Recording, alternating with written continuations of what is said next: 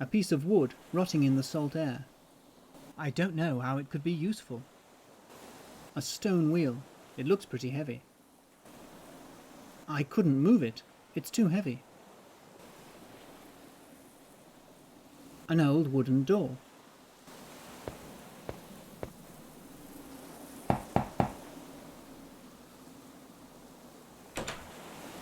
Who are you, stranger? My name is Alfred. I hail from far away. My name is N8eulchens, but everyone calls me the boater. How can I help you? I'm looking for Gilgamesh, the king of Uruk. I was told that he came here on his quest to find the ancient N8eulchens. Gilgamesh? Yes, Gilgamesh has indeed been here. I took him to the island of the old immortal. I ferried him there in my sailboat.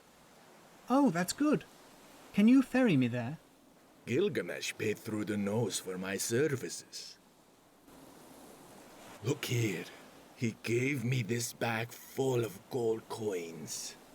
20 gold coins. Can you match it? I'm afraid not. I am sorry then. My answer is no.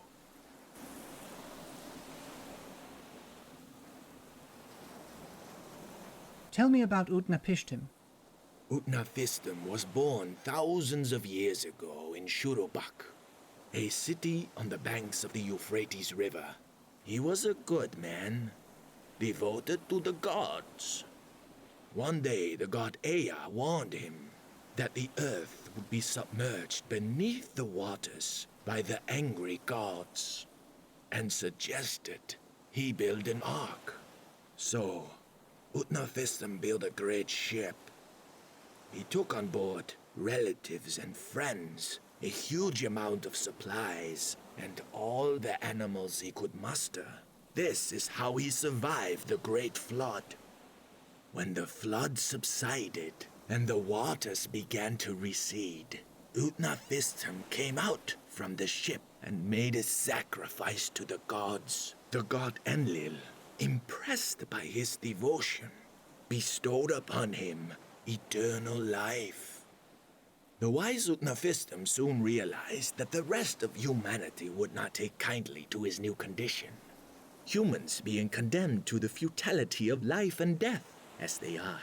So he decided to live on that mysterious island, far away, out from under the gaze of men.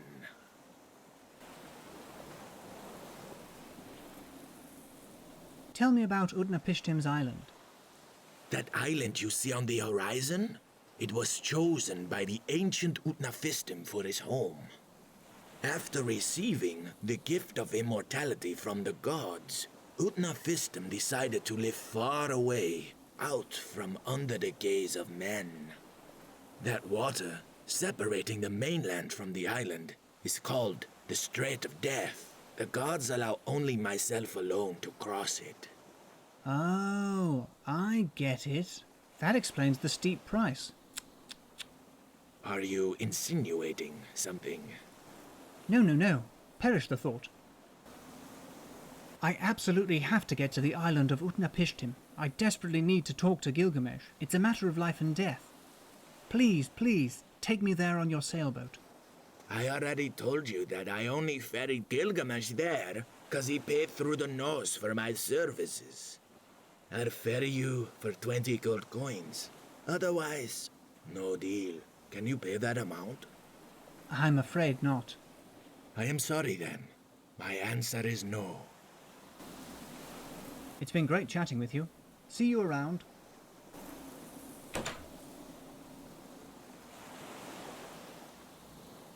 An old sailboat. Not a good idea. I have no idea how to sail a boat. I barely know how to row a boat. A small wooden pier. I see no reason to walk out onto the pier. The mysterious island where N8eulchens lives. According to Urshanabi, Gilgamesh is there. I have to get over there no matter what. I can't swim.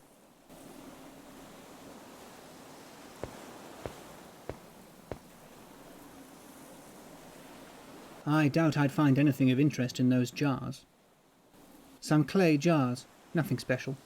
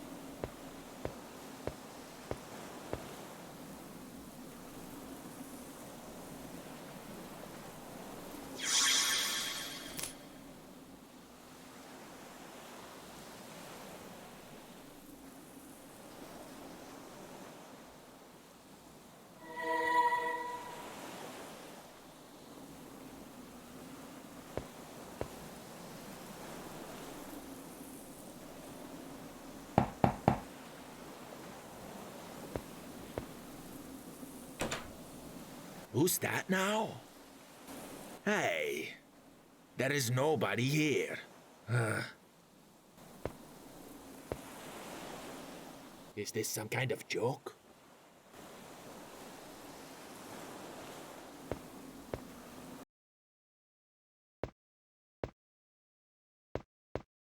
That's weird. I thought I heard a knock. Oh well. Back to cutting those fish, I guess.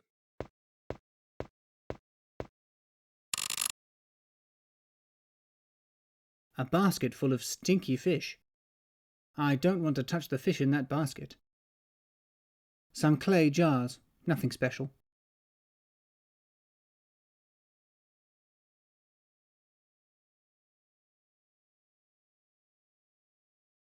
A piece of wood rotting in the salt air. It's better to leave it where it is. An ordinary candle.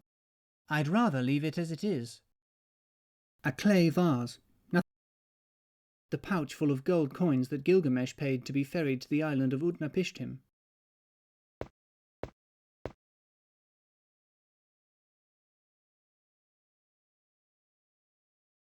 Urshanabi, also known as the boater. Apparently he's the only one able to take me to the island of Utnapishtim.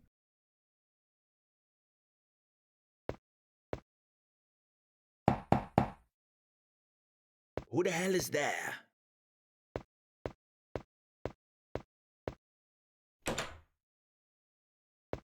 Hey, there is nobody here.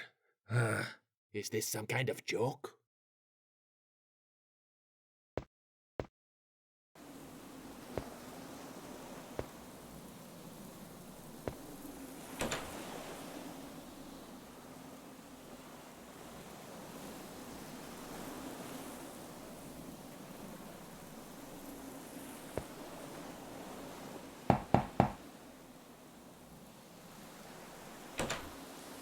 Who's that now? Oh, it's you again. How can I help you? I'd like to buy a trip to the island of Utnapishtim. I already told you that the trip costs 20 gold coins. Can you pay that amount? Of course. Here's a pouch of 20 gold coins. Oh, well done indeed. This changes everything. I am more than happy to take you to the island. Let me get ready. Wait for me on the pier.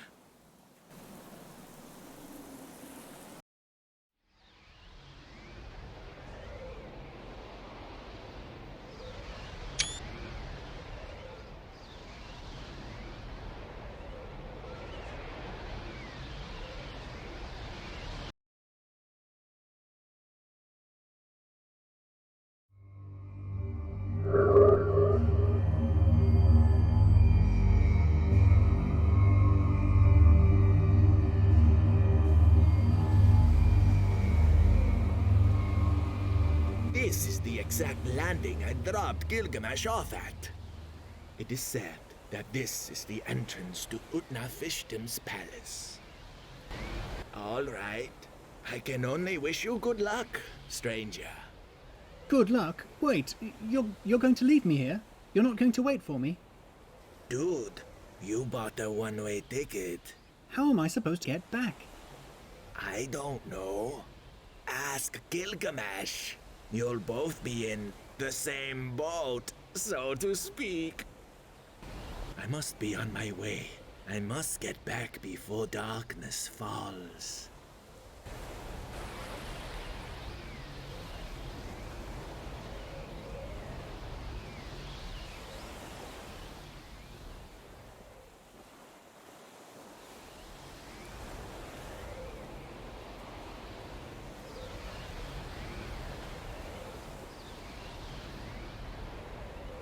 Yet another stone door.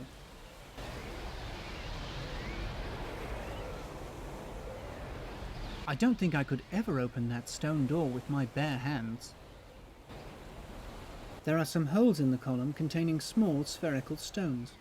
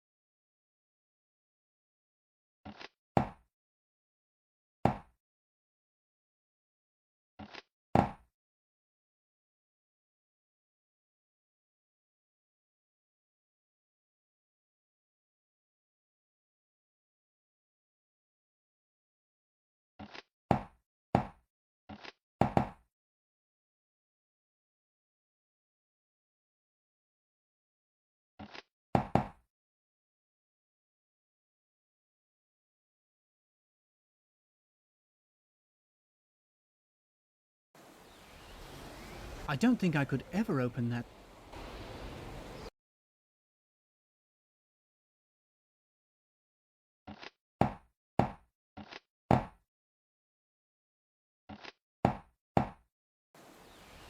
I don't think I...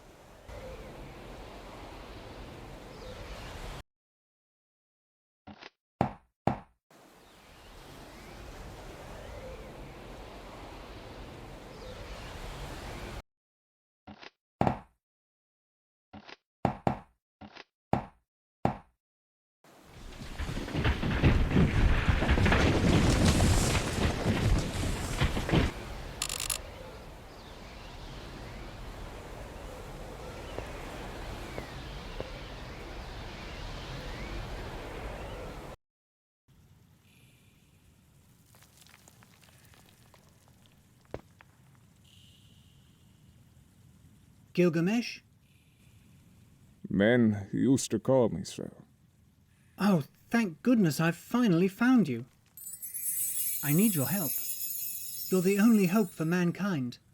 I lost all interest in mankind a long time ago.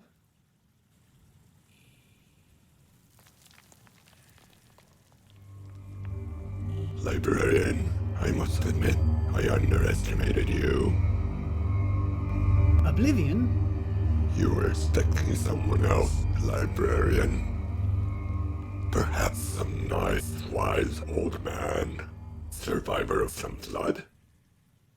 That is the tale Gilgamesh would have told once back in Uruk, but he won't be going back to Uruk. and he won't be telling any tales. You damn demon! That's not what's going to happen. Gilgamesh, the human race needs you. Defeat that evil demon and give back to mankind the power to tell tales. I've already made my decision, stranger. Go back to where you came from. I can't help you. Gilgamesh came here to learn the secret of immortality. Besides death, my sister, I am the only immortal, the eternal oblivion. And Gilgamesh will join me. We will be one in eternal forgetting. Men are born, grow up, think, and then they die, and their thoughts come back to me. Exactly as with your beloved Enkidu, Gilgamesh. His body is rotting, but his thoughts are in me. His essence came back to me and returned to the eternal oblivion. Joining me, Gilgamesh will join his beloved Enkidu, and over time, all those he used to love. Gilgamesh, don't listen to him. This isn't how it's supposed to be. And how should it be, stranger? Should men go on deceiving themselves? Should men strive for happiness and then inevitably lose it forever? Why should we go on telling stories about heroes, deeds, and love? Why should we perpetuate this illusion? Enkidu was the person I loved most in the world. But now he's dead. Did our friendship have any meaning? Gilgamesh, don't talk like that. You may now kindly shut up, librarian. Go back to Merlin and tell him that finally you, guardians, have been defeated. You still use that ridiculous little bow for your travels. Damn you! I'll teach you a lesson. I'd advise you to stay away from that barrier if you don't want to get roasted. Now leave us alone. Damn it! I hope Merlin knows what to do.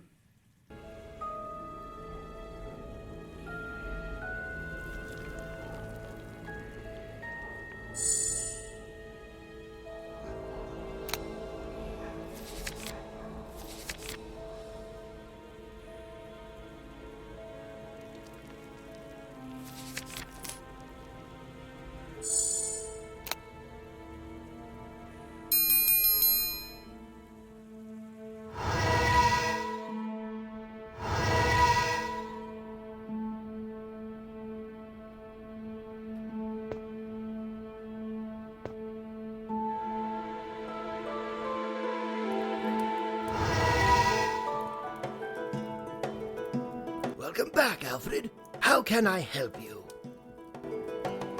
I finally found Gilgamesh. Oh, well done indeed. Unfortunately, Oblivion found him first, and Oblivion talked Gilgamesh into joining him in the Eternal Oblivion. Gilgamesh doesn't want to help me. All is not lost, my dear Alfred. Probably your words alone are not incisive enough to convince Gilgamesh. What should I say to persuade him? I don't think the words should come from you. Who else can convince him? Enkidu. Enkidu? But Enkidu is dead. I know. This is why you will need to descend into Hades. What? Wait, let me think. There are so many books that describe a descent into the underworld, but I'd say that the ideal one is the Divine Comedy. Read the Divine Comedy and find a way into the realm of the dead. Search for Enkidu and find a way to bring him to Gilgamesh. Go now! Waste no time! There's not a minute to lose. Soon Oblivion and Gilgamesh will be one. I have no further questions for you. Go now.